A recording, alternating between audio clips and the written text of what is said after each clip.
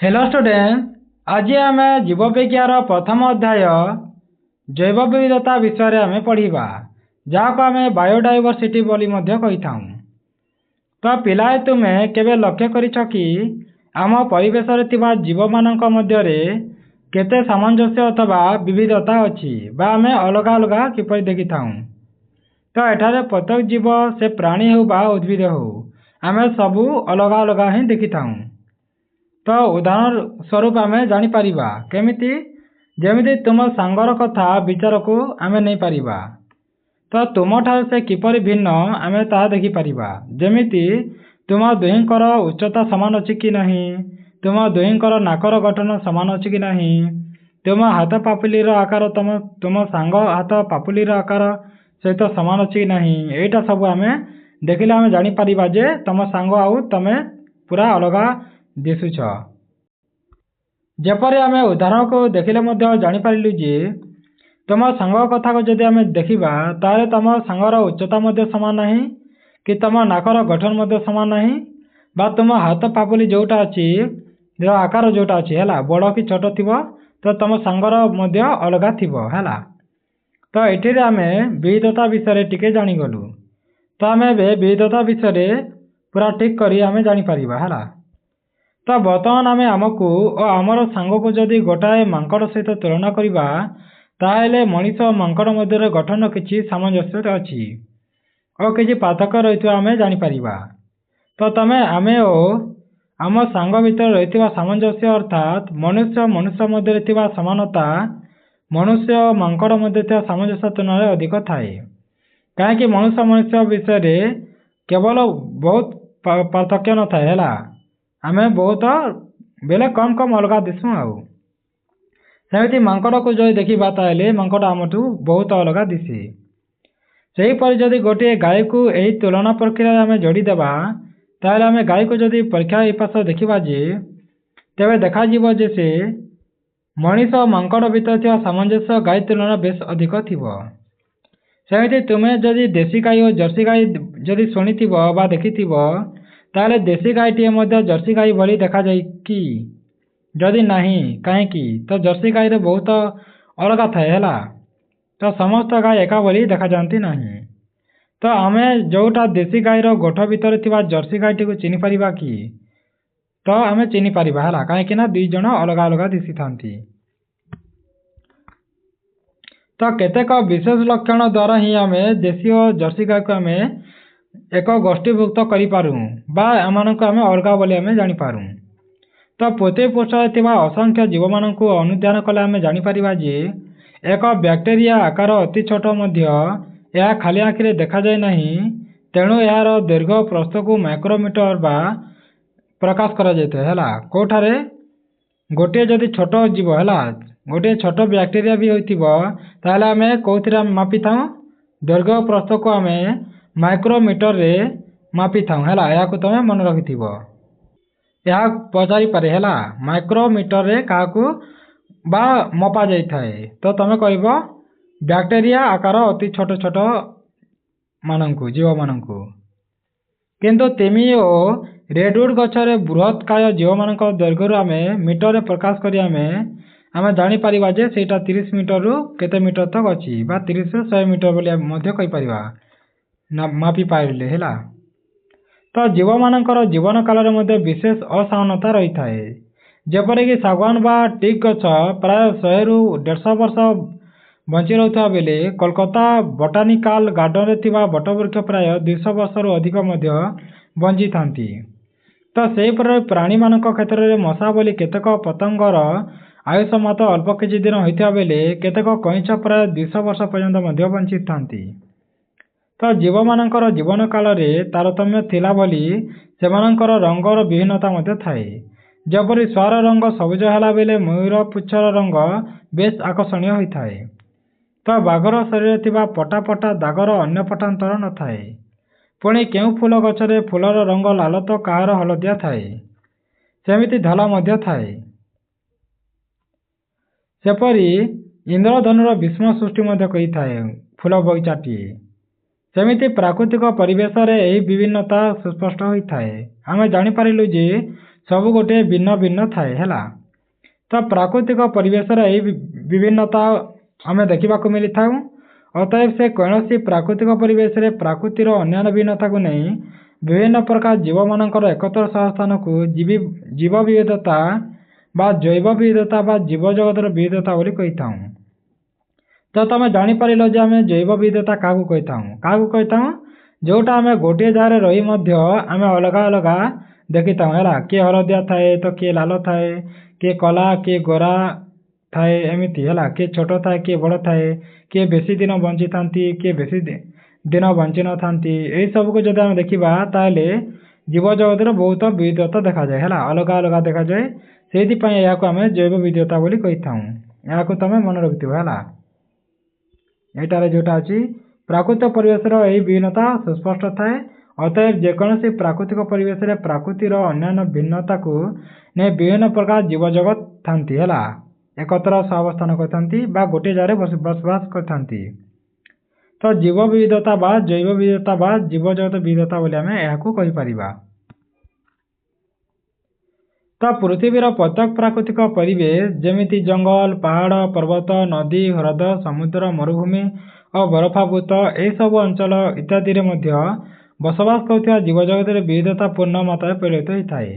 कहीं जंगल में बहुत जीवजंतु था गोटे जमी पहाड़ रे जीवजंतु था जंगल में था तो सब अलग अलग जीवजंतु था है नदी अलग जीवजंतु पाइब ह्रदर अलग पाइब समुद्र रे अलग मरुभूमि अलग तो जे जो से बंची पारती से ही रही था। तो परिवेशर पार्थक्य हेतु गोटे प्राकृतिक परिवेश देखा जाता जीवगोष्ठीर भिन्नता अन्य प्राकृतिक परिवेश जीवगोष्ठी ठार देखा मिली थाए। तो आम आग जापर जे पृथ्वीर समस्त प्राकृतिक परिवेश को एकाठी नहीं विचार कले आम जीव जगत विविधता आम देखिपर। तो पृथ्वी पृष्ठ आज जो जैव विविधता बा जीव जगतर विविधता देखा ताहा प्रकृत में कोटि कोटि वर्षर जैव विवर्तन द्वारा ही होइछि। तो यही समय पृथ्वी पृष्ठ केवल जे अनेक नूतन जातिर जीव देखा ताहा नुहे बरं अनेक जातिर जीव विलुप्त विलुप्त हो जाइछन्ति हैला। तो आमर क्रमवर्धिष्णु जनसंख्या सहित परिवेशर अवक्षय जीव विलुप्तर मूल कारण होता है कहीं आम जंगल को नष्ट कर देछु और आमर जनसंख्या बढ़िबार लगी से बहुत गुड़िए लोप पाइबाक भी बसिले। तो पृथ्वी में प्राय 15 लाख रु अधिक जातिर जीव थिबार अनुमान करा जाउछि किंतु सेमानंकर मध्यरु अनेक को चिन्हट करा जाई पारि नाही। तो जीव मानक संबंध में अधिक तथ्य जानक हेले सेमानक मध्य थिबा सामंजस्य और पार्थक्य को आम विचार करिबाकु पड़िथाए। सेहिथिपाई आमको श्रेणी विभाग देखी जाए बा देखिबाकु पड़िथाए। तो वैज्ञानिक भाषा रे यही पद्धति को आम टैक्सोनॉमी कहीथाऊ है कौन कहीथाऊ टैक्सोनॉमी बा सिस्टेमैटिक्स भी कहीथाऊ है या परीक्षा पढ़ी पारे कौन कहवाकू तो या आम सिस्टेमैटिक भी कहीथाऊ। तो श्रेणी विभाग द्वारा विभिन्न जीव को चिन्हिबा सहज होता है। तो जीव को चिन्हिबा सहज होता है जहाद्वारा जैव विविधता संबंध में अधिक तथ्य मिली थाए। तो जीव मानक मध्य परस्पर संबंध कथा आम जापर एवं विभिन्न भौगोलिक अंचल में जीव मानकर विस्तार विषय में ज्ञान बढ़ी थाए। यह व्यतीत परिवेश विज्ञान कृषि विज्ञान और जनस्वास्थ्य संबंधी अध्ययन भी करिथाऊ और गवेषणा परिचालना और प्रयोग इत्यादि जीव मानक चिन्हट होता है ताको आम श्रेणी विभाग बिना संभव हो न थाए कहीं आम जो श्रेणी विभाग करवा ताहले जाने आम जापर जे कौटा अलग अलग। तो आस से जीव मानक आम चिन्हट करवा और श्रेणी विभाग विषय में आलोचना करवा। तो वैज्ञानिक नामकरण मौलिक प्रसंग थाए।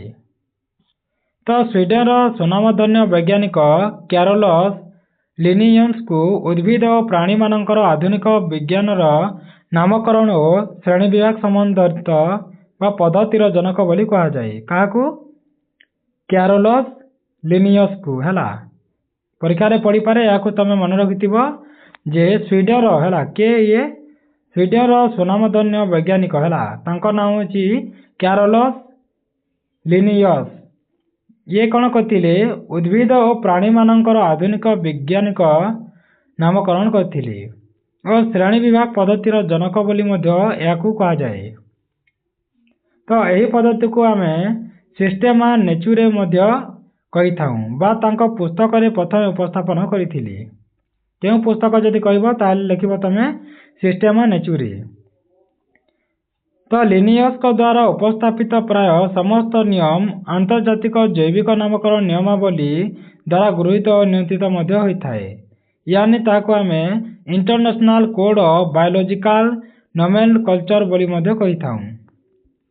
तो यही श्रेणी विभाग पद्धति अनुसार सबुठार क्षुद्रतम विभाग को आमे जाति बोली कही थाउ बा स्पेसीज कही थाउ हला। तो कौनसी एक जाति रे अंतर्भुक्त समस्त जीव सर्वत भावे एकापरी देखा जाती। तो आग कालर जीव जगतर श्रेणी विभाग पाई मुख्यतः बाह्य लक्षण कथा विचार करा जाउथिला, किंतु आधुनिक श्रेणी विभाग पद्धति रे जीवर बाह्य लक्षण गुड़िक सहित तार शरीर क्रिया कोश विज्ञान भ्रूण तत्व इत्यादि मध्य यह सब विषय रे विचार को नियाइथाए। तो यह बा जेमिति एक बा एकाधिक जाति को ने गोटे प्रजाति मध्य गठित होइथाए। जदि आमे गोटे रु अधिक जदि जाति को जोड़ी देबा तारे ताको आमे प्रजाति बोली मध्य कहि परिबा बा गठन कइथाए। जेमिति उदाहरण को जो देखिबा तारे सिंह बाघ कलरापतरिया बाघ बिराडी ये समस्त बिराडी जाति प्राणी फेलिस प्रजातिर अंतर्भुक्त अटंती। परीक्षा रे पड़ी पारे जे सिंह बाघ कलरापतरिया बाघ बिराडी ए सब केउ जातिर प्राणी बोली से कहि पारे हला। तो तमे कहबो बिराडी जातीय प्राणी जाको आमे फेलिस प्रजातिर अंतर्भुक्त बोली कहि परिबा। ए सब होचंती गोटे जातिर हला, जेमिति सिंह बाघ कलरापतरिया बाघ बिराडी ए सब गोटे जातिर प्राणी जाको आमे फेलिस प्रजातिर अंतर्भुक्त बोली कहि थाउ बा एहांक प्रजाति होची फेलिस। ताबळे समानकर वैज्ञानिक नाम भी जानिनु, जेति फेलिस लियो हला, फेलिस लियो फेलिस टाइग्रिस आ ता पछे कोन अछि फेलिस पारडस और फेलिस डोमेस्टिका। सेही परि बरगछंक नाम मध्य फाइकस बेंगालेरेंसिस एई सब कहा जायथाय हला। तो औषध गछ को आम कौन कही थाउ जेमिति फाइकस रिलीजियोसा एमिति कही थाउ। तो मनुष्यर वैज्ञानिक नाम हैला होमो सापियंस हला। जेमिति आमे देखि पारुछु एटा परीक्षा रे पड़ी पारे मनुष्यर वैज्ञानिक नाम कौन बोली पचारि पारे, तो आमे कहि परिबा होमो सापियंस। सेमिति लिनियस का परिवर्तित द्विपद नामकरण पद्धति को आमे बाइनोमियल नोमेनक्लेचर मध्य कहि थाउ हला। या सब मैनुअल पॉइंट गुडाक तमे मन रखिथिबो। तो पूर्वर दिया जाइथिबा उदाहरण गुडिक आमे देखिले जानि परिबा जे प्रत्येक नाम द्विपद विशिष्ट एवं दुईटी पद मध्यरु प्रथम पदटी प्रजाति अछि और द्वितीय पदटी जाति को बुझाई थाए। तो प्रजातिर वैज्ञानिक नामटी होची लाटिन शब्दरु आसीची, किंतु जाति सूचक नामटी साधारणतः उक्त जातिटीर भाषास्थान अथवा जीवटी विषय रे प्राथमिक वर्णना हेउथिबा वैज्ञानिकक नाम हिपासरे ही होइछि किंबा जीवर शारीरिक विशेषत्व पर पर्यवसित थाए। तो द्विपदी नाम गुडिक इंग्राजी अक्षर रे लेखा जाइथिबा बेले प्रजाति और जाति पदर तले पृथक भाव रेखांकित करने को ही पड़ी थाए किंबा प्राथमिक इटालीय हस्तलिपि भली वक्र अक्षर रे लेखा जाइथाए। पुणी प्रजातिर प्रथम अक्षरटी बड़ लिपि होइथिबा बेले जातिर प्रथम अक्षर स्थान लिपि बा स्मॉल लेटर रे होइथाए। तो श्रेणी विभाग रो आधार विषय जानिबा बेसिक ऑफ क्लासिफिकेशन हला। तो बहु पुरातन कालर जीव मानकर श्रेणी विभाग गुडी को नहीं विभिन्न प्रचेष्टा चली आसुअछि। तो ख्रीष्टपूर्व 4th शताब्दी रे ग्रीक दार्शनिक अरिस्टोटल प्राणी मानकर वासस्थान मुख्यतः जेमिति जल स्थल और वायु को भित्ति करी करिथिले से श्रेणी विभाग तैयारी करिथिले, किंतु सही श्रेणी विभाग किछि भूल धारणा उपरे आधारित थिला। जेमिति समुद्र रे प्रवाल ऑक्टोपस समुद्र तारा शार्क तिमी ए सबु एमिति भली विभिन्न प्रकार प्राणी रही थांती। तो एमाने समस्ते परिस्थान दृष्टि जलचर थांती, किंतु समान परिस्थान व्यतीत एमानक ठारे अन्यान्य सामंजस्य मध्य थिसी। ତ ତେଣୁକରି କେବଳ ପରିସ୍ଥାନ ଉପରେ ନିର୍ଭର କରି ଜୀବଜଗତର ଗୋଷ୍ଠୀ ବିଭକ୍ତ କରିବା ଠିକ୍ ହେବ ନାହିଁ ବୋଲି ସେ ଜାଣିପାରିଲେ। ଅତଏବ କେଉଁ ନିର୍ଦ୍ଦିଷ୍ଟ ଆଧାର ବା ଲକ୍ଷଣଗୁଡ଼ିକୁ ନେଇ ଆମେ ଶ୍ରେଣୀ ବିଭାଗ କରିବା ତାହା ସ୍ଥିର କରିବାର ଆବଶ୍ୟକତା ପଡ଼ିବ ବୋଲି ସେ ପାଞ୍ଚିଲେ। ତ ନିର୍ଦ୍ଦିଷ୍ଟ ଆଧାର ବା ଲକ୍ଷଣର ଅର୍ଥ କ'ଣ? ତ ଯେଉଁ ଭାବେ ଜୀବଜଗତର ଶ୍ରେଣୀ ବିଭାଗ କରଣ ସମୟରେ ଜୀବଗୋଷ୍ଠୀ ମଧ୍ୟରେ ରହିଥିବା ସେମାନଙ୍କର ଆକାର, ବ୍ୟବହାର ବା ପ୍ରକୃତି, ଶାରୀରିକ ଗଠନ ଓ କାର୍ଯ୍ୟଧାରାରେ ସମାନତା ଅଥବା ପୃଥକ୍ ଗୁଣଗୁଡ଼ିକୁ ସାଧାରଣତଃ ଲକ୍ଷଣ ଭାବେ ଗ୍ରହଣ କରାଯାଇଥାଏ। ତ ଏହି ଲକ୍ଷଣଗୁଡ଼ିକ ଜୀବନ ବା ଜୀବର ଗୋଟିଏ ଲେଖାଏଁ ନିର୍ଦ୍ଦିଷ୍ଟ ଗୁଣକୁ ବୁଝାଇଥାଏ। ତ ଆମେ କାହାକୁ ଦେଖିକି ଆମେ ଅଲଗା କହିପାରିବା? ତ ଏଠାରେ ସବୁ ଲେଖା ଅଛି, ଦେଖିପାରୁଥିବ। ଯେମିତି ଏଠାରୁ ହେଲା, ଜୀବଜଗତର ଶ୍ରେଣୀ ବିଭାଗ କରଣ ସମୟରେ ଜୀବଗୋଷ୍ଠୀ ମଧ୍ୟରେ ରହିଥିବା ସେମାନଙ୍କର ଆକାର ଅଲଗା ଥିବ, ବ୍ୟବହାର ବା ପ୍ରକୃତି ଅଲଗା ଥିବ, ଶାରୀରିକ ଗଠନ ଅଲଗା ଥିବ, କାର୍ଯ୍ୟଧାରାରେ ସମାନତା ଥିବ ଅଥବା ପୃଥକ୍ ଗୁଣଗୁଡ଼ିକୁ ସାଧାରଣ ଲକ୍ଷଣ ଭାବରେ ଗ୍ରହଣ କରାଯାଇଥାଏ। ତ ଏହି ଲକ୍ଷଣଗୁଡ଼ିକ ଜୀବର ଗୋଟିଏ ଲେଖାଏଁ ନିର୍ଦ୍ଦିଷ୍ଟ ଗୁଣକୁ ବୁଝାଇଥାଏ। ସେହିପରି ମନୁଷ୍ୟ ଶରୀର ଲୋମଯୁକ୍ତ ହୋଇଥିବା ବେଳେ ମାଛର ଶରୀର କାତିରେ ଢାଙ୍କି ରହିଥାଏ। ତ ମନୁଷ୍ୟ ଜାତି ପାଇଁ ଲୋମ ବା ବାଲ ଗୋଟିଏ ବିଶେଷ ଲକ୍ଷଣ ହୋଇଥିବା ବେଳେ ମାଛମାନଙ୍କର ପାଇଁ କାତି ଏକ ବିଶେଷ ଲକ୍ଷଣ ଅଟେ। ଏହିପରି ବିଶେଷ ଲକ୍ଷଣ ଥିବା କେତୋଟି ପ୍ରାଣୀଙ୍କ ମଧ୍ୟ ଉଦାହରଣ ତମେ ଦେଇପାରିବ। ତେବେ ଜୀବଗୋଷ୍ଠୀର ଶ୍ରେଣୀ ବିଭାଗ ବେଳେ କେଉଁ ଲକ୍ଷଣର ପ୍ରାଧାନ୍ୟ କେତେ ଅଧିକ ତାହା ଜାଣିବା ଆବଶ୍ୟକ ହୋଇଥାଏ। ତ ଏଠାରେ ଗୋଟିଏ ପଥରରେ ତିଆରି କାନ୍ଥର କଥା ବିଚାର କରାଯାଉ। ଆମେ ଜାଣୁ ଯେ କାନ୍ଥଟିଏ ତିଆରି ପାଇଁ ବିଭିନ୍ନ ଆକାରର ପଥର, ଇଟା ଆଦି ବ୍ୟବହାର କରାଯାଇଥାଏ। ତ କାନ୍ଥର ଅଗ୍ରଭାଗରେ କିପରି ପଥର ଓ ଇଟା ବ୍ୟବହାର କରାଯିବ ତାହା କାନ୍ଥର ତଳ ଭାଗରେ ବ୍ୟବହାର କରିଥିବା ପଥରର ଆକାରକୁ ହିଁ ପ୍ରଭାବିତ କରିଥାଏ। କିନ୍ତୁ ତଳ ଭାଗରେ ବ୍ୟବହୃତ ପଥରର ଆକାର ଓ ପ୍ରକୃତି କାନ୍ଥର ଉପର ଭାଗରେ ବ୍ୟବହୃତ ହେଉଥିବା ପଥରର ଆକାର ଓ ପ୍ରକୃତିକୁ ଆମେ ନିର୍ଦ୍ଧାରଣ କରି ଆମେ ଜାଣିଥାଉ। ତ ଉପରୋକ୍ତ ଉଦାହରଣରେ କାନ୍ଥର ତଳ ଭାଗରେ ବ୍ୟବହୃତ ହେଉଥିବା ପଥର ସ୍ତରର ଏକ ବିଶେଷ ଲକ୍ଷଣ ରହିଥିବା ବେଳେ ତା ସହ ତାହା କାନ୍ଥର ଉପରେ ସ୍ତରରେ ବ୍ୟବହୃତ ପଥରଗୁଡ଼ିକର ମାନ ନିର୍ଦ୍ଧାରଣ କରାଯାଇଥାଏ। ସେହିଭଳି ଯଦି ଆମେ ଦେଖିବା ତାହେଲେ ଜୀବଜଗତର ଶ୍ରେଣୀ ବିଭକ୍ତିକରଣରେ ମଧ୍ୟ ଏହାର ମୁଖ୍ୟ ବିଭାଗ ଥାଏ ଓ ବିଶେଷଗୁଡ଼ିକ ଏହାର ଲକ୍ଷଣ ମଧ୍ୟ ଥାଏ। ତ ତାହାର ପରବର୍ତ୍ତୀ ପର୍ଯ୍ୟାୟ ବା ସ୍ତରରେ ପ୍ରକାର ଭେଦକୁ ନିର୍ଦ୍ଧାରିତ କରିଥାଏ।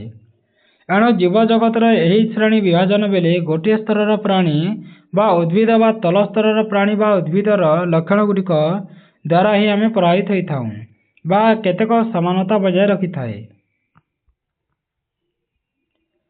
ଏହି ଧାରାରେ ଆମେ ଲକ୍ଷଣର ସ୍ତର ଓ ପରସ୍ପର ସମ୍ବନ୍ଧିତ ଲକ୍ଷଣଗୁଡ଼ିକୁ ଆମେ ବ୍ୟବହାର କରି ଆମେ ଜୀବମାନଙ୍କର ଶ୍ରେଣୀ ବିଭାଗ ବିଷୟରେ ଜାଣିପାରିବା। ତ ଏଠାରେ କୋଷର ପ୍ରକୃତି ଠାରୁ ଆରମ୍ଭ କରି ବିଭିନ୍ନ ଜୀବ ମଧ୍ୟରେ ଅନେକ ସାମଞ୍ଜସ୍ୟ ଥାଏ। ତ ଯଦି ଥାଏ ତାହେଲେ ଜୀବମାନଙ୍କର ଶ୍ରେଣୀ ବିଭାଗ ସମୟରେ ଆମେ କେତେକ ଅନ୍ତଃସମ୍ବନ୍ଧିତ ବା ଲକ୍ଷଣ ଦ୍ୱାରା ଆମେ ଜୀବଗୋଷ୍ଠୀର ଶ୍ରେଣୀ ବିଭାଗ କରିପାରିବା। ତ ସୁନ୍ୟଷ୍ଟିୟ କୋଷରେ କୋଷ ଅଙ୍ଗିଆ ଓ ନ୍ୟଷ୍ଟି ଥାଏ। ତ ଯାହାଦ୍ୱାରା ବହୁକୋଷୀ ଜୀବମାନଙ୍କର ବିଭିନ୍ନ କୋଷୀୟ ପ୍ରକ୍ରିୟା ଅଲଗା ଅଲଗା ହୋଇଥାଏ ବା ତାହା ଭଲ ଭାବରେ କାର୍ଯ୍ୟ କରିପାରିଥାଏ। ତ ପ୍ରାଗ୍ନ୍ୟଷ୍ଟିର କୋଷରେ ଏକ ସଂଗଠିତ ନ୍ୟଷ୍ଟି ବା ନଥାଏ ଏବଂ ସେହି କୋଷର ବିଭିନ୍ନ କ୍ରିୟାଗୁଡ଼ିକ ସୁନ୍ୟଷ୍ଟିୟ କୋଷଗୁଡ଼ିକରେ ଅଲଗା ଭାବରେ କାର୍ଯ୍ୟ ମଧ୍ୟ କରିଥାଏ। ତ ଏହି ନ୍ୟଷ୍ଟି ବିଶିଷ୍ଟ କୋଷ ପରବର୍ତ୍ତୀ ସମୟରେ ବହୁ କୋଷରେ ବିଭକ୍ତ ହୋଇଥାଏ ଓ ବିଶେଷ କାର୍ଯ୍ୟ କରିପାରିଥାନ୍ତି। ଏଣୁ ନ୍ୟଷ୍ଟିଯୁକ୍ତ କୋଷ ସୁସଂଗଠିତ ଜୀବମାନଙ୍କରେ ବା ଜୀବଜଗତର ଶ୍ରେଣୀ ବିଭାଗରେ ଏକ ବିଶେଷ ଲକ୍ଷଣ ଭାବରେ କାର୍ଯ୍ୟ କରିଥାଏ। ତ ଜୀବ ଶରୀରରେ କୋଷଗୁଡ଼ିକ ଅଲଗା ଅଲଗା ରହି ଅଥବା ଏକାଠି ରହି ଏକ ଅବିଭାଜ୍ୟ ଗୋଷ୍ଠୀ ରୂପେ କାର୍ଯ୍ୟ କରିଥାନ୍ତି।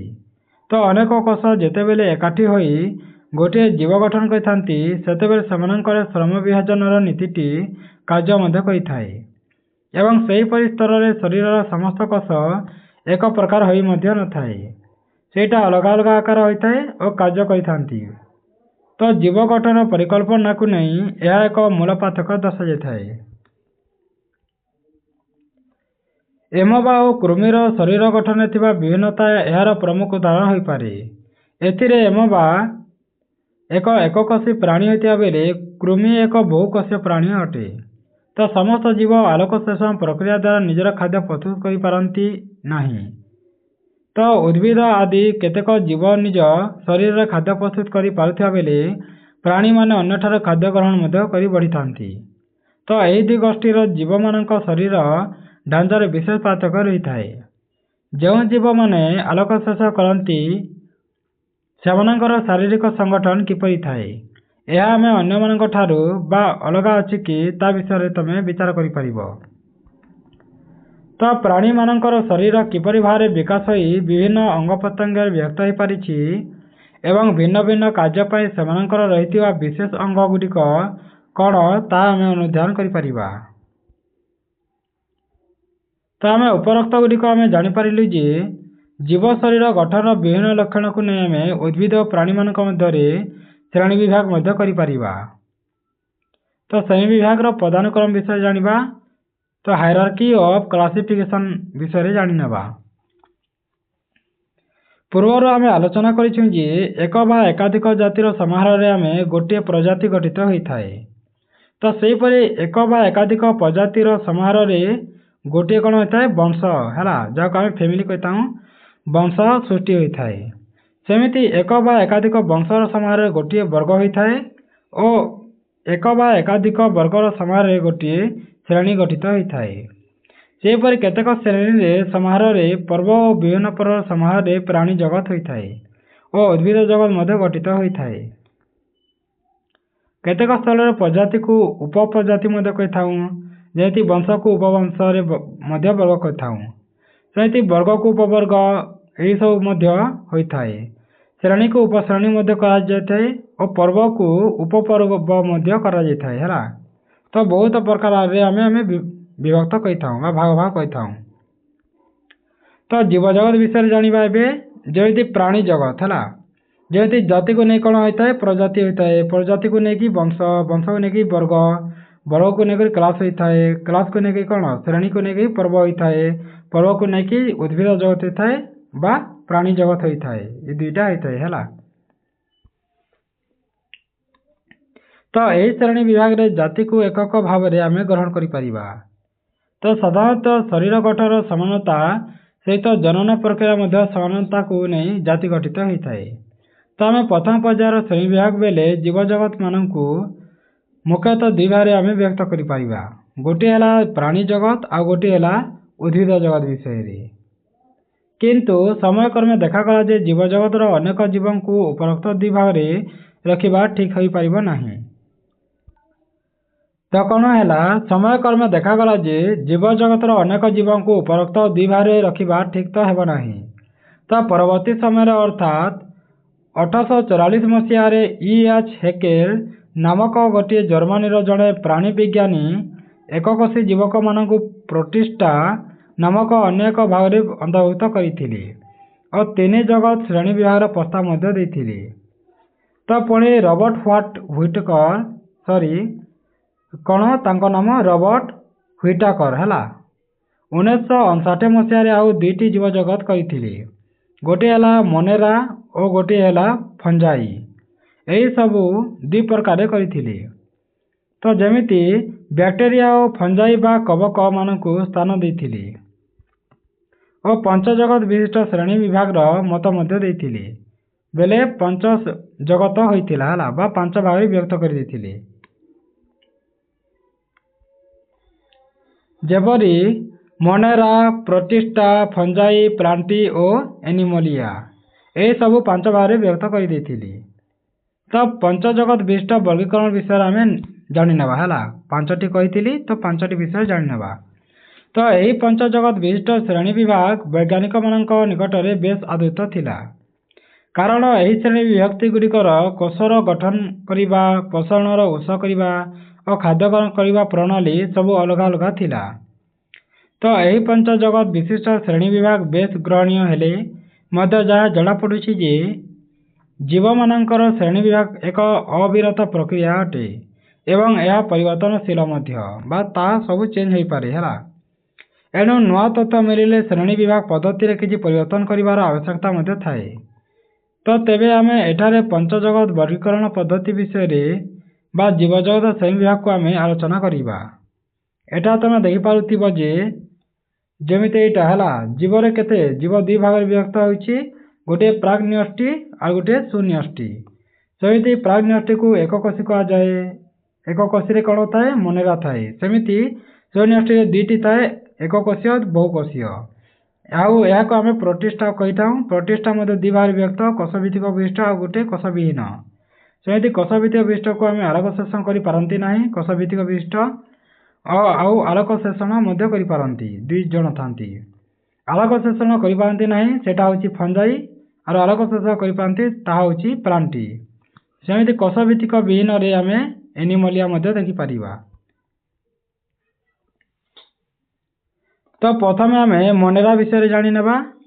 ତ ଏମାନଙ୍କ ନିର୍ଦ୍ଦିଷ୍ଟ ନ୍ୟଷ୍ଟି କିମ୍ବା କୋଷ ଅଙ୍ଗିକା ନଥାଏ ହେଲା। ତ ଏମାନେ ସମସ୍ତେ ଏକକୋଷୀୟ ପ୍ରୋକାରିଓଟ କୁହାଯାଏ। ତ ଏମାନଙ୍କ ମଧ୍ୟରୁ କେତେକଙ୍କ ଠାରେ କୋଷ ଭିତ୍ତି ବା ରହିଥାଏ ହେଲା, କୋଷ ଭିତ୍ତି ଗୁଡ଼ାକ ରହିଥାଏ। ତ ଖାଦ୍ୟ ଗ୍ରହଣ ପ୍ରଣାଳୀ ଦୃଷ୍ଟିରୁ ଏମାନେ ସ୍ୱଭୋଜୀ କିମ୍ବା ପରଭୋଜୀ ମଧ୍ୟ ହୋଇପାରନ୍ତି।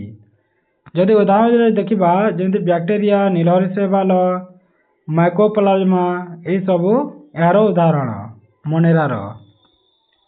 ସେମିତି ପ୍ରୋଟିଷ୍ଟା ବିଷୟରେ ଜାଣିନେବା।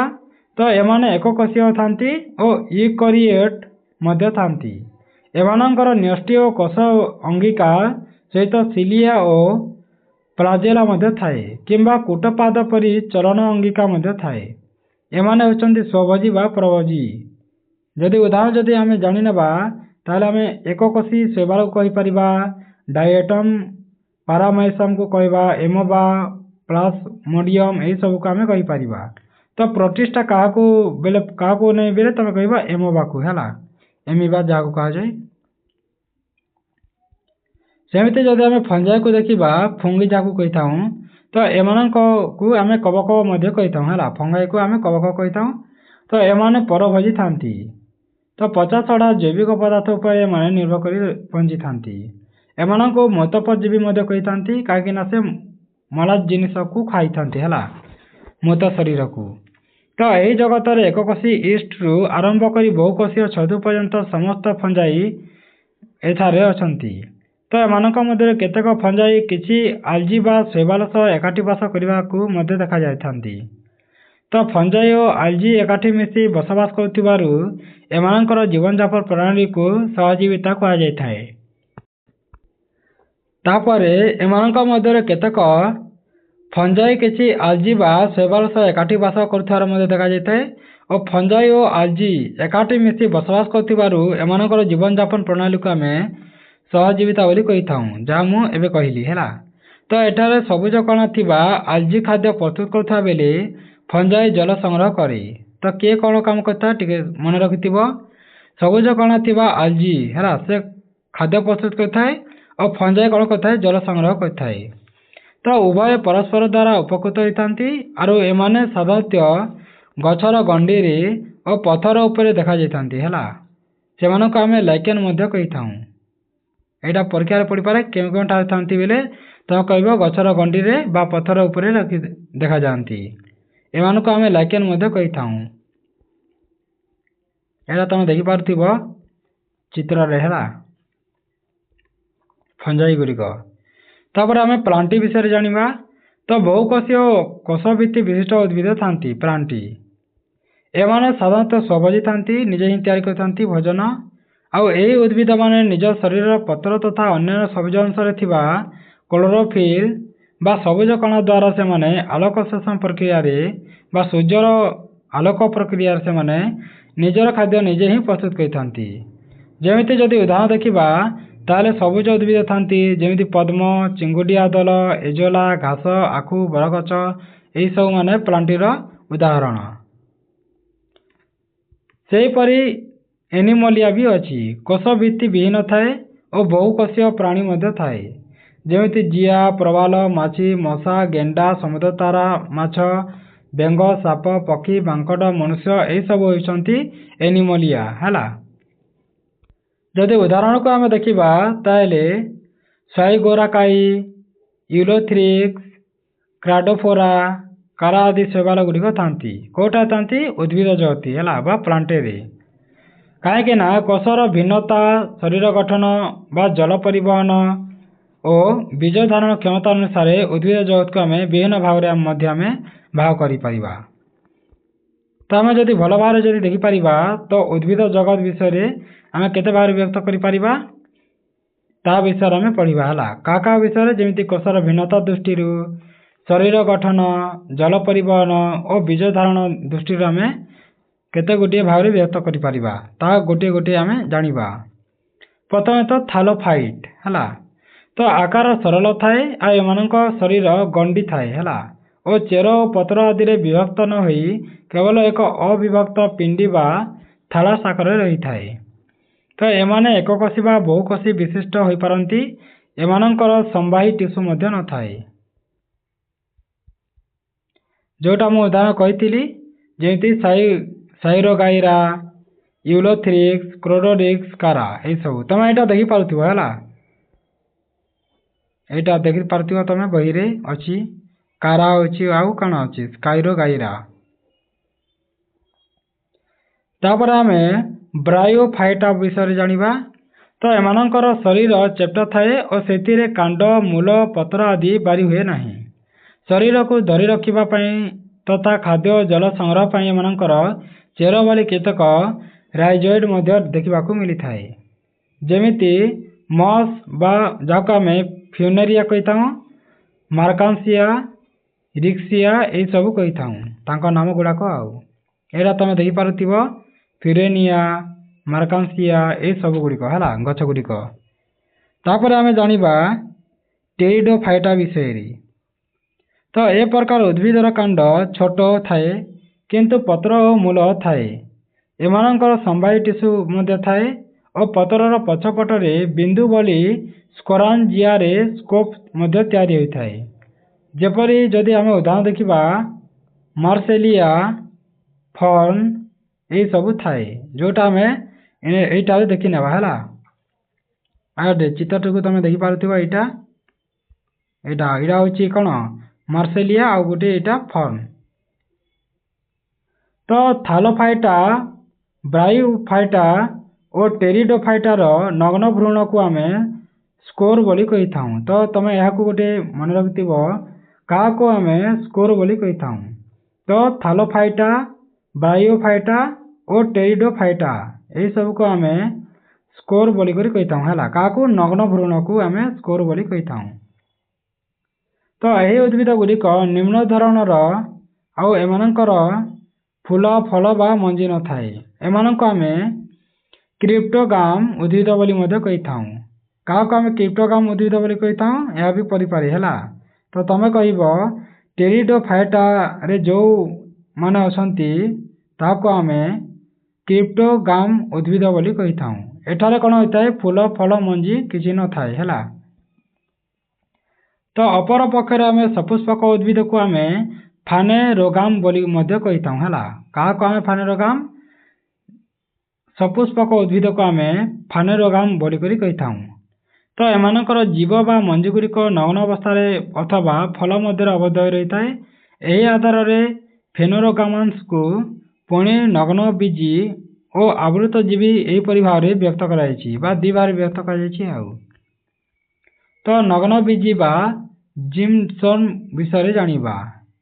ତ ଏହା ଏକ ଗ୍ରୀକ୍ ଶବ୍ଦ ଅଟେ। ଏହାର ଅର୍ଥ ହେଲା ଗ୍ୟାମ୍ନୋ यानी ନଗ୍ନ ଓ ସ୍ପର୍ମା यानी ବୀଜ। ତ ଏହି ପ୍ରକାର ଉଦ୍ଭିଦ ମାନଙ୍କର ବୀଜ ଗୁଡ଼ିକ ଫଳ ଭିତରେ ନ ରହି ନଗ୍ନ ଅବସ୍ଥାରେ ଏବଂ ରେଣୁପିଣ୍ଡ ଭାବରେ ରହିଥାନ୍ତି। ତ ବୀଜ ଗୁଡ଼ିକୁ ବହନ କରୁଥିବା ରେଣୁପତ୍ର ଏକ ଶଙ୍କୁ ବା କୋନ୍ରେ ସଜ୍ଜିତ ହୋଇଥାଏ। ବୟଃପ୍ରାପ୍ତ ହେଲେ କୋନ୍ ସଲ୍କ ଗୁଡ଼ିକ ଖୋଲିଯାଏ ଏବଂ ବୀଜ ଗୁଡ଼ିକ ନଗ୍ନ ଅବସ୍ଥାକୁ ଆସି କ୍ରମେ ମଧ୍ୟ ଖସିଯାଏ ବା ତାହା ଛିଣ୍ଡି ଯାଇଥାଏ। ଯେମିତି ଆମେ ଉଦାହରଣ ଜାଣିପାରିବା ଯେ ଓଡ଼ୋସମାରୀ ବା ସାଇକସ୍ ପାଇନ୍ ଓ ଥୁଜା ଏହିସବୁକୁ ଆମେ କହିପାରିବା। ତମେ ଏଇଟା ଦେଖିପାରୁଥିବ ଏଇଟା ହେଉଛି ସାଇକସ୍ ଆଉ ଏଇଟା ହେଉଛି ପାଇନ୍ ହେଲା, ପାଇନ୍ ଗଛ। ତାପରେ ଆମେ ଆବୃତ ବୀଜି ବିଷୟରେ ଜାଣିବା। ଯେମିତି ଗ୍ରୀକ୍ ଶବ୍ଦରେ ଏହାର ଅର୍ଥ ହେଲା ଏଙ୍ଗିଓ ବା ଆବୃତ ଓ ସ୍ପାର୍ମ ଯାହାକୁ ଆମେ ବୀଜ ବୋଲି କହିଥାଉ। तो यही प्रकार उद्भिद मानकर बीज गुड़िक गोटे आवरण मध्य आबद्ध हो रही थाए ताहाको आमे फल बोली मध्य कहिथाउ। बीज भितर साधारणतः गोटे किंबा दुईटी बीजपत्र मध्य थाए। अंकुरोद्गम समय बीजपत्र गुड़िक साधारणतः सबुज देखा जाइथांती और बीजरे थिबा बीजपत्र संख्या अनुसार अवृत बीज मानकु दुई भागरे विभक्त करि परिबा। गोटे एक बीजपत्र आ गोटे द्वि बीजपत्र। देखो कौन होची जेमिति एक बीज पत्रीर उदाहरण हैला जेमिति धान गहम मका बाजरा बाउंस आखु नड़िया प्याज सबाई घास यह एक बीज पत्री रे होइथाय हैला। आमे गोटे बीज रे आमे गोटे करि परिबा चाष करि परिबा बा आमे जेमिति गोटे धान रे कोन होइथाय गोटे गछ बढ़ी थाय हैला। सेहिते जदि द्वि बीज पत्री जदि देखिबा जेमिति मुग बुट सिंब मटर चिनाबादाम तेंतुली कखारु कलरा लाउ जन्ही तरबूज ए सब गुड़िक अच्छे है यह आम द्वि बीज पत्री कही परिबा। यह तो मन रखिथिब परीक्षा रे पड़ी पारे है एक बीज पत्र क्या कह जाए और द्वि बीज पत्री क्या कह जाए। तापर आम प्राणी जगत विषय जानिबा तो फरीफेरा विषय प्रथम जानी नेबा। तो शरीर छिद्र बा रंध्र युक्त एणु एमानकु फरीफेरा बा छिद्राल प्राणी बोली कही थाउ हैला। कहीं तांकरे रंध्र बा छिद्र थाए। तो एमान जलचर एवं गोटे जगह स्थिर होई ही रही थांती। जलरु खाद्य अम्लजान संग्रह करथांती और एमानक शरीर एक केनाल तंत्र थाए। यह व्यतीत एमानक शरीर रे सिलिकामय बा कंटिका और स्पंजिज मध्य तंतु रही थाए जेमिति साइकन स्कंजिला यही सबू आमे कहि परिबा। जेमिति तमे एटा देखि पाथुबा हैला एटा होची तार चित्र साइकन रो। तापर प्राणी जगत को देखिबा आउ बहुत गुड़िए एटा भाग विभक्त कराଯାଇଛି हैला तमे देखुथिबा एटा सब गुड़िए। तापर एटा मध्ये देखि पारुथिबो बहुत गुड़िए अछि एटा सब आमे पढ़िबा। तो कोन अछि सिलेंटेराटा अछि तापर हैला। तो एमाने मधुर जल और समुद्र रे एकाकी बा मिलित भावे कॉलोनी गठन करथांती आउ एकत्रित रहिथांती। एमानक शरीर दुई प्रकार थाए जेमिति नलाकृति किंबा छताकृति विशिष्ट होइथाए। एमानको एक नली विशिष्ट प्राणी मध्य कहती और एमानकर मुख बाटे खाद्य जाई पुणी सेही बाटरे मल आकार पदाकू बाहरी आसी थाए। तो मुखर चारिपाखरे सरुआ और लंबा पला बा निदा कर्षिका मान मध्य रही थाए। जेमिति आमे उदाहरण रे देखि परिबा जे कोन अछि हाइड्रा अछि सी एनिमन अछि प्रवाल अछि ए सबु अछि हैला। एटा देखि पाथुवा तमे चित्र रे एटा को आमे हाइड्रा कहिथाउ। तापर अछि प्लाटी हेलमिन्थेस। तो एमानको चेप्टा कृमि मध्य कहिथांती कारण एमानक शरीर चेप्टा थाए पतला बा कोमल मध्य थाए। एमानक मुख दे खाद्य ग्रहण करथांती और मल निष्कासन कार्य उभय मध्य होइथाए बा सेमाने पाटीरू सब करथांती हैला खाद्य ग्रहण मध्य करथांती और मल निष्कासन मध्य करथांती। तो एमानक मध्यरु केतेक मुक्त भाव बसवास मध्य करथांती और केतेक करू मध्य नथांती। तो अधिकांश परजीवी भावे रही खाद्य मध्य आहरण करथांती। एमानक शरीर रे द्विपार्श्व प्रतिसाम्य देखा जाइथाए और एमानक शरीर रे प्रगुहा न थाए जेमिति जकृत कृमि फीता कृमि प्लानारिया ए सबू थांती हैला। एटा तमे देखि पारुथिबो एहा को आमे जकृत कृमि कहताउ एहा को टेप वर्म बा फीता कृमि बोली कहताउ केमिति फीता टाइप रो अछि हैला। तो मेंटा मानकर जकृत रे जकृत कृमि और मेरुदंडी प्राणी को अंतरनली रे फीता कृमि साधारणतः ए सब गुड़ाक थाए हैला परजीवी भाव रे। तापर अछि नेमाटो हेलमिन्थेस। तो साधारणतः जल बा ओदा माटी रे नेमाटोडा बा गोलकृमि माने देखा जाइथांती। तो गोलमकृमि माने शरीर बहुकोश विशिष्ट और 30 स्तरीय होइथाए। एमानक शरीर मध्य रे प्रकृत प्रगुहा न थाए और एमानकर श्वसन और रक्त संचालन तंत्र मध्य न थाए किंतु रेचन और स्नायु तंत्र थाए। एमानकर लिंग अलगा अर्थात एही पर्वर प्राणी मानकु अंडीरा कृमि और माई कृमि एपरी अलग देखा मिली थाए। जेमिति उदाहरण आम देखिपर जे दशकृमि, जियाकृमि, गोदर कृमि, अंकुश कृमि एपरी भाव थांती। एटा तो आम दे पाथु है यहाँ जिया कह जाए यहाँ को जोग कह जाए। तापर आम एनिलिडा विषय जानिबा। तो शरीरटी क्षुद्र क्षुद्र मुदी परी अंश द्वारा गठित होइतारु एमानंक आम अंगुरीय मल प्राणी बोली कहिथाउ। एमानंक शरीर अनेक कायखंड बा कक्षर विभक्त थाए। पार्श्वपद सीटा द्वारा एमाने चलप्रचल करिथांती। एमानंकर पाचन नली सीधा और संपूर्ण मध्य थाए। एमानंक श्वासक्रिया चर्म बा गाली माध्यम रे ही होइथाए। शरीर स्नायुतंत्र, रक्त संचालन तंत्र और रेचन तंत्र मध्य रही। एमानंक रेचन अधिवृक्क बा नेफ्रिडिया द्वारा संपादित होता है। जेमिति उदाहरण आम देखिपर जे जिया और जक है और नेरिस मध्य थाए। तापर आम जानिबा आर्थ्रोपोडा के विषय रे। तो पृथ्वी रे एही जातीय प्राणी मानकर संख्या सबुठारु अधिक देखा जाइथांती। एमानक शरीर मस्तक, वक्ष और उदर एहीपरि तीन भाग विभक्त थाए। उपांग और गोड़ गुड़िक गंठीयुक्त होइतिबारु एमानकु आर्थ्रोपोडा बा संधिपद प्राणी मध्य कहिथांती। एमानक शरीरर बाह्य आवरण काइटिन नामक एक जैविक पदार्थ द्वारा गठित होइथाए। जेमिति मशा, माछ, असरपा परी केतेक आर्थ्रोपोडार वक्षरे मध्य डेणा थाए और मुंडरे श्रृंगिका मध्य थाए। एमानंकर रक्तविहीन नली नथिबा जोगु शरीर गह्वर दे रक्त संचालित होइथाए और श्वासक्रिया पई गाली अथवा श्वासनलिकार तंत्र मध्य थाए। तो एमानंक मध्यरे अंडीरा और माई संधिपद प्राणी अलग भाव देखा मिली थांती। जेमिति चिंगुड़ी रे थाए कंकड़ा, कंकड़ा बिछा, बुढ़ियाणी, माछी, मशा, असरपा, जंदा, उकुणी, टिंक, तेंतुलिया यही सबरे थांती हैला कौन आर्थ्रोपोडा रे। तापरे मलुस्का विषय जानिबा। ए जातीय प्राणी मानकर शरीर साधारणतः एक शक्त आवरण भीतर ही रही थाए, किंतु शरीरटी कोमल थाए, बहुकोशी और त्रिस्तरीय थाए। पाचक नलीटी मंडलाकृति बा यू आकृतिर थाए। एमानकर शरीर में रक्त संचालन कौन व्यवस्था न थाए, जेमिति गेंडा, शामुका, ऑक्टोपस यही सबू।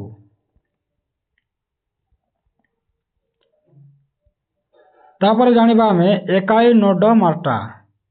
तो एमानकर बहिरा बरण कंटकपूर्ण थाए और प्रगुहा बा सिलोमोटी जल संवादिक तंत्र मध्य थाए।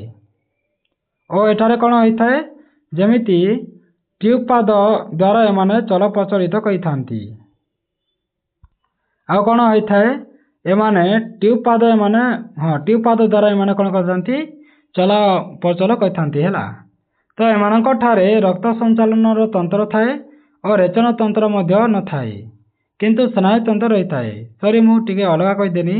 एठारे कौन होता है रक्त संचालन तंत्र और रेचन तंत्र न थाए हैला। एमानक विषय रे जदि कहबा तो स्नायु तंत्र केवल थाए, दुईटा न थाए आ गोटे थाए। रक्त संचालन तंत्र और रेचन तंत्र न थाए, स्नायु तंत्र थाए। तो श्वासक्रिया गाली और अन्यान्य श्वासतंत्र द्वारा होता है। यही पर्वर केतेक प्राणी मानक ठारे पुनरुद्भवन प्रक्रिया द्वारा संभव होता है। जैसे जदि उदाहरण सहित देखा ताले आम समुद्र तारा को कहीपर बा समुद्र काकुटी को। समुद्र तारा तुम देखिपार एठारे लेखा है चित्रटी अच्छी। तापर आम जानिबा हेमिकॉर्डाटा। तो एमानकर उभय अमेरुदंडी और कॉर्डाटांकर मिश्रित गुण थाए। ग्रसनी रे थिबा गाली छिद्र ही केवल एकमात्र कार्डाटा लक्षण एमानक ठारे रही थाए। शरीर तीन भाग विभक्त थाए, जेमिति प्रोबोसिस, कोलार और गंडी। तो श्वासक्रिया गाली छिद्र द्वारा ही संपादित होता है। यहाँ तुम देखिपार बालानो ग्लासास को है चित्र के देखिपार अच्छी कार्डाटा। तो यही पर्वर प्राणी मान निकट में तीनोटी मुख्य विशेष लक्षण थाए। गोटे है पुष्ठरज्जु बा नोटोकॉर्ड, आ गोटे नलाकृति पृष्ठ स्नायुरज्जु थाए आ गोटे है ग्रसनी रे गाली छिद्र थाए। तो यही पर्वटी तीनोटी उपपर्व व्यक्त होता है। ग्रसनी रे मध्य आउ तीनोटी भाग व्यक्त अच्छी है। गोटे है यूरोकार्डाटा आ गोटे है सेफालोकार्डाटा और आ गोटे है वर्टिब्राटा। तापर अच्छी यूरोकार्डाटा है। तो प्रथम आम कौन जाना यूको यहाँ जोटा तीन भाग में व्यक्त होती आम गोटे गोटे कर जाणीना। तो प्रथम आम यूरोकार्डाटा विषय जाना। तो एमानकर शरीर ट्यूनिक नामक एक आवरण द्वारा आवृत थाए। तो नोटोकर्ड और नलाकृति पृष्ठ स्नायुरज्जु केवल शुक व लार्भा अवस्था ही थाए। तो ग्रसनी रे गाली छिद्र थाए और एमानकर हृदपिंड और रक्तवाही नली मध्य थाए है। किंतु स्नायुतंत्र अति सरल थाए। तो उदाहरण आम देखिपर हेडमानिया डोलियोलम ये सब को तुम उदाहरण हिसाब से नहीं पार। तापर अच्छी सेफालोकार्डाटा एमाने आकार रे देखा छोट था प्राय 5-7 सेंटीमीटर था माछ भली। किंतु मुंडटी सूक्ष्म होइतिबारु ताहा ठीक भाव जना पड़ न थाए और कार्डाटारे थिबा तीनोटी जाक विशेष गुण एमानकठारे स्पष्ट देखा मिलता है। और नोटोकर्ड शरीर आरंभरू शेष पर्यंत थाए। परिपाक नली सरल थाए और शरीर रे रेचन जंत्र मध्य थाए जहाँ तुम यहाँ देख पाथ्व है आम्पियोक सास्कु यहाँ तुम देख पाथ्व चित्र को। तापर अच्छी वर्टिब्राटा। तो समस्त मेरुदंडी प्राणी यही पर्वर अंतर्भुक्त थांती। पूर्णांग अवस्था एमानकर पृष्ठरज्जु थाए और मेरुदंड रूपांतरित होता है। मेरुदंड सहित शरीर विभिन्न भाग में अस्थि व उपास्थि अंत कंकाल मध्य थाए।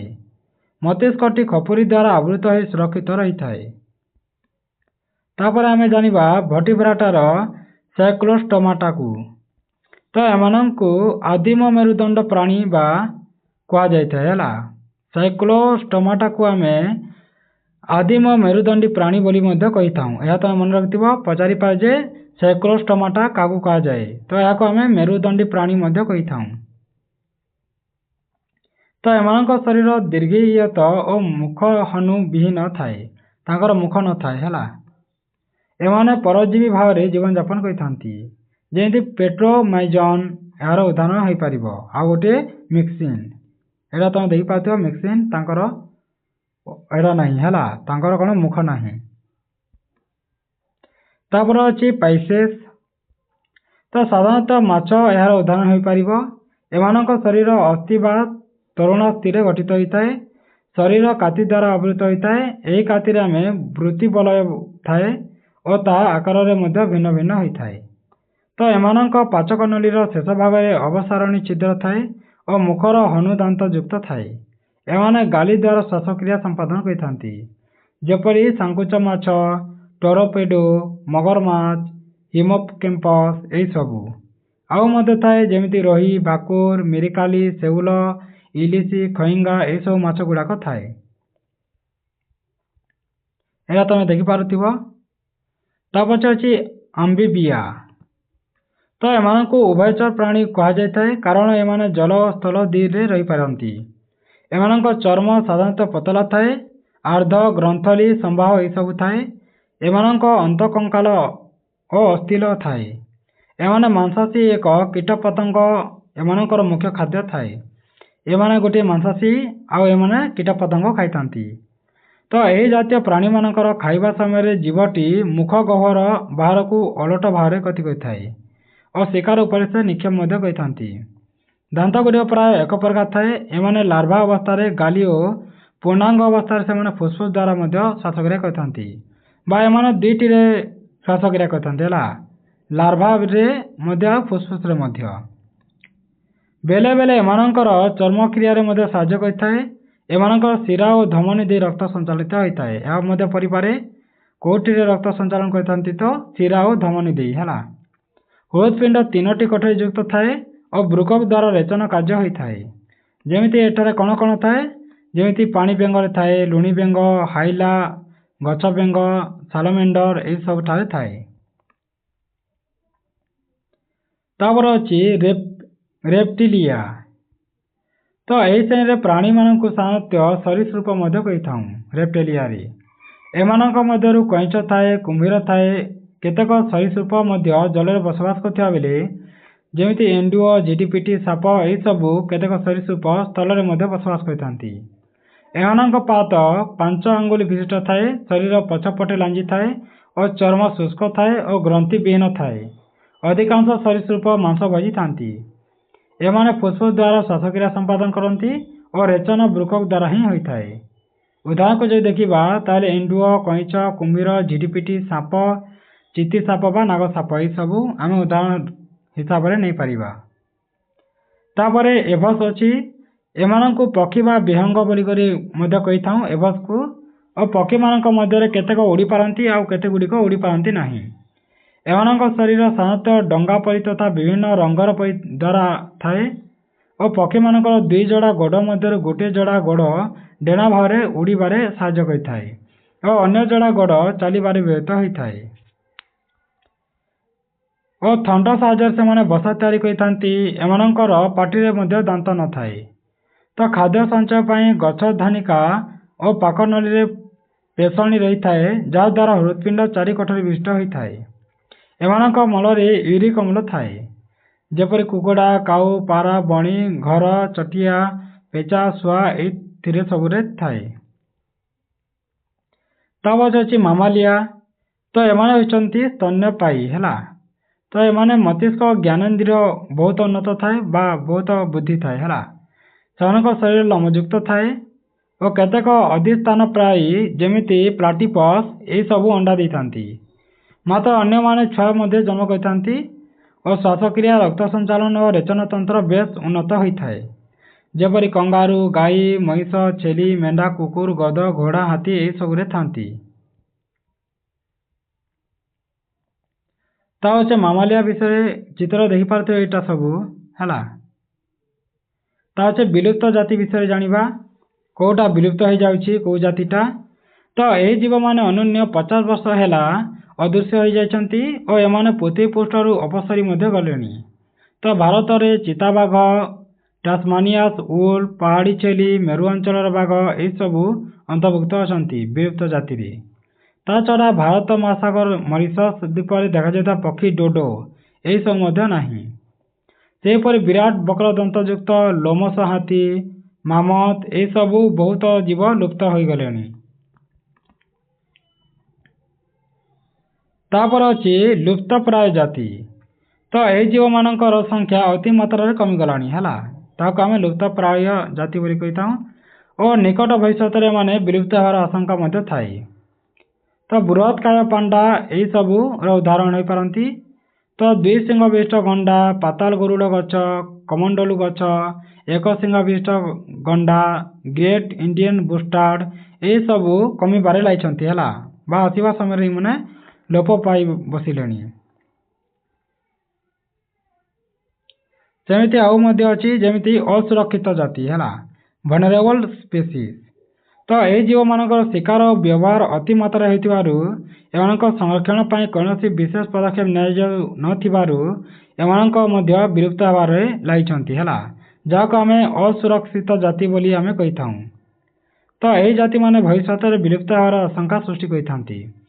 अनेक प्रकार औषधीय गुल्प सरीसृप और तृणभोजी प्राणी यार अंतर्भुक्त हो पारिबे। तब अच्छी दुर्लभ जाति बा रेयर स्पेसीज। तो यही जातिर खूब कम संख्यक जीव पृथ्वी पृष्ठ केतेक निर्दिष्ट स्थान ही देखा जाती। तो एमानकर संख्या वृद्धि अति मंत्र गति रे होतिबारु एमानकर संरक्षण पाई विशेष प्रकार पदक्षेप दरकार थाए। तो सारा पृथ्वी रे केवल आसाम रो मानस जातीय उद्यान रे देखा जाउतिबा सुवर्ण मर्कट यार उदाहरण होई पारिबो। एटा तो देई पाथुवा सुवर्ण मर्कट हला।